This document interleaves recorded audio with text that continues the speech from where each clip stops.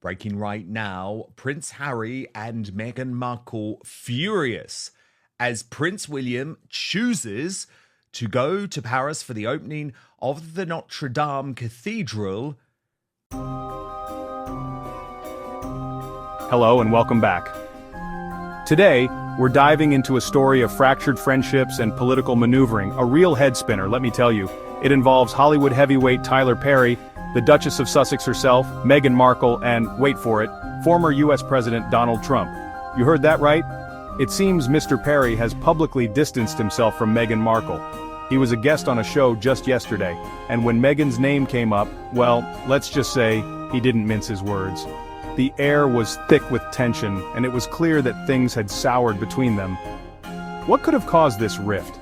And get close with their sworn enemy Donald Trump, a man who has even discussed the possibility of deporting the Duke of Sussex from the USA for lying on his immigration forms. Analysis with Brittany, editor of the Royal News Network, in just one moment. But first, let's look at the delightful moment where William meets Trump, and it was very, very clear these two are going to be close.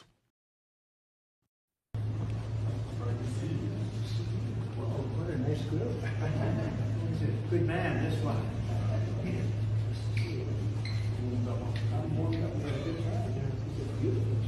Hello, everybody. He's doing a fantastic job. Thank you. Oh, Brittany, what did you make of it? Oh, I loved it. I thought it was great because obviously Donald Trump is going to be the president of the United States, and William is very much fulfilling his role there as a future head of state. He is there in place of Charles. He's there to represent the British government. So I think they had a very warm interaction, and I think it sets a great precedence for the future. We know Donald Trump loves the royal family. He really enjoyed his state visit. So I'm sure he's like really hoping for another one with Charles now as king. But I feel like Donald Trump and William got along pretty well there. And obviously, William has to be very careful if he's not a fan, not to let on to that too much. But I think the interaction with them overall was very, very warm and friendly. And I think it was really, really exciting to see William there and William really stepping up onto the world stage as an international leader in many ways. It's the talk of the town. Remember when Meghan and Harry stepped back from their royal roles? It was a whirlwind of headlines and controversy. At the time, Tyler Perry offered them a safe haven, a place to land after they left the UK. He opened up his luxurious Los Angeles mansion to them, a gesture of incredible generosity. But now, after all that, the friendship seems to be over. What does this mean for Meghan? Is this the end of an era? We'll have to wait and see. One thing's for sure, this is far from over. Stay tuned. Yeah, no, totally agree. The thing is, though, Brittany, he didn't have to go to Notre Dame. This was making a real point. It was head of states that were invited, but obviously Charles, who's still suffering from cancer, of course, didn't go. William could have made the decision not to, but he did. It was an important moment, of course. This was a big deal for Macron. But the fact that there was this unilateral meeting with William, that William was so delighted to see him in the cathedral, is quite extraordinary, Brittany, given the context. And the context is, you're wanting to deport my brother. I mean, there were some hilarious memes, actually. I think I've got a couple of them. Yeah, I saw some of those too. They were excellent. That's very funny. I'm deporting Harry. Please don't, because he doesn't want him back. And there's another one from Meghan's mole, actually, which made the point of Trump saying to William, your brother deserved the dog bowl. And that's, of course, referencing the story in Spare.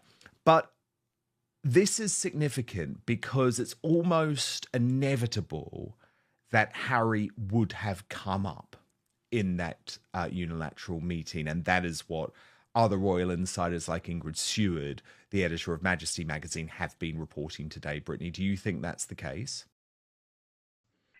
I mean, he might have come up as a small factor. Of course, there are so many other big things going on in the world in between the United States and United Kingdom. So I would hope that more important topics of conversation came up beyond Prince Harry, because obviously there's so many other issues those in the United States wish probably that Donald Trump would get to first over Harry.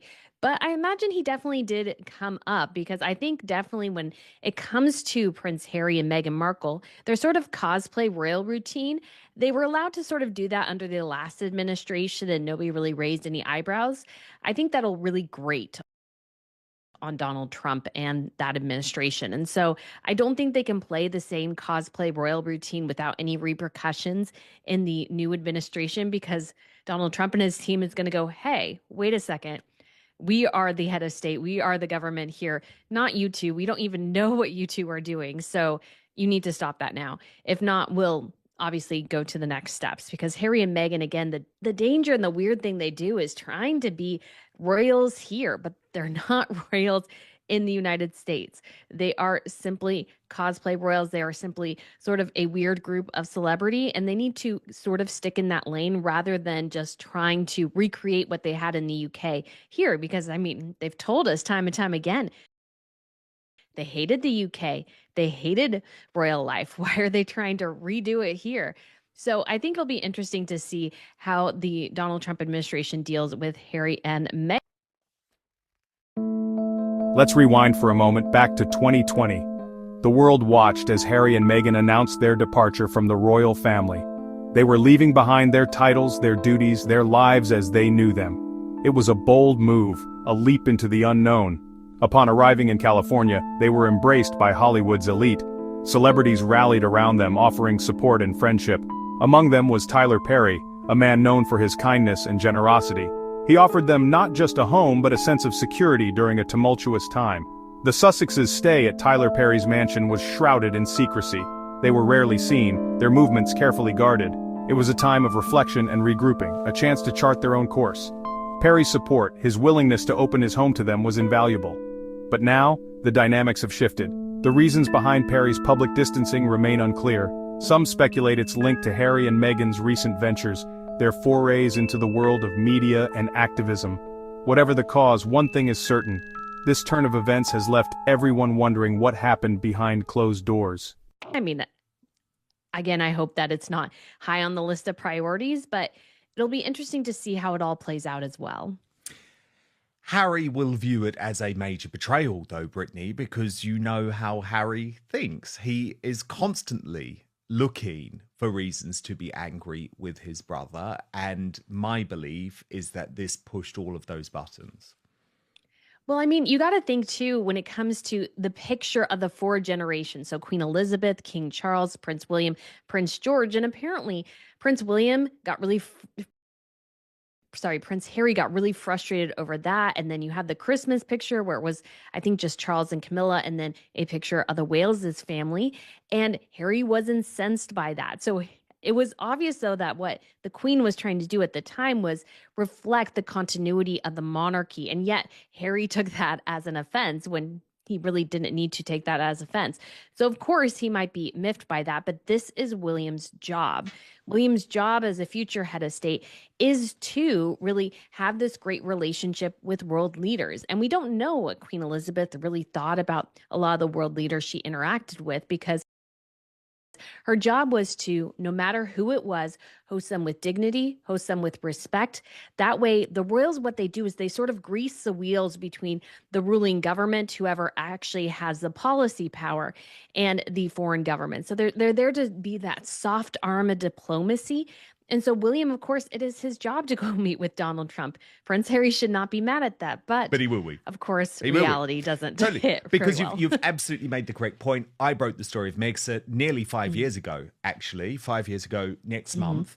And it was in my initial story, Brittany, where I was briefed by sources close to Prince Harry that he was absolutely livid about that picture that you refer to, absolutely livid about this so-called snub from the late Queen. Utterly ridiculous. As you say, it was an historic moment for the Queen to show that the succession was strong. Charles, William, George. It wasn't some sort of personal slight against Harry.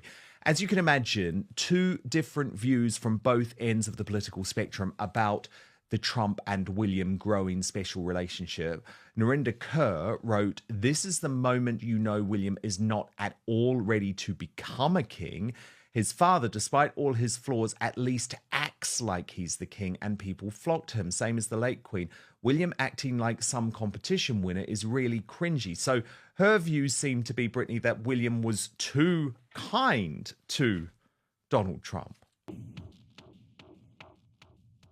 Just when you thought things couldn't get any more shocking, we have another bombshell. Across the pond, Prince William has seemingly aligned himself with none other than Donald Trump. Yes, you heard that right. The future King of England and the former US President, two figures who seem worlds apart, are now on the same side. Details are scarce, but sources suggest that William has been in contact with Trump, seeking his advice on a range of issues. What could these issues be? What wisdom could Trump possibly offer the future monarch? Some whisper that it's about Harry and Meghan, that William is seeking Trump's counsel on how to handle his brother and sister-in-law. This unexpected alliance has sent shockwaves through the UK. The public is baffled. The royal family is scrambling for answers. How could William, a prince known for his diplomacy and decorum, align himself with such a controversial figure as Donald Trump? Is this a strategic move, a sign of desperation, or is there something more to this story than meets the eye? Only time will tell. The House of Windsor is in uncharted territory. The Queen's passing has ushered in a new era, one marked by uncertainty and change. King Charles is still finding his footing, navigating a world where the monarchy's relevance is increasingly questioned. The rift between William and Harry, the Queen's passing, and now this, Tyler Perry's fallout with Meghan and William's alliance with Trump, it's all happening so fast. It's almost too much to take in. The monarchy is facing challenges on multiple fronts. It's a time of reckoning, a test of its resilience. Public opinion is divided. Some see William's actions as a betrayal, a sign that he's turning his back on his brother and embracing a divisive figure. Others applaud his willingness to think outside the box, to seek counsel from unexpected sources. One thing is for sure, the world is watching. The monarchy's every move is being scrutinized. The stakes have never been higher. Will they rise to the challenge or will they crumble under the pressure?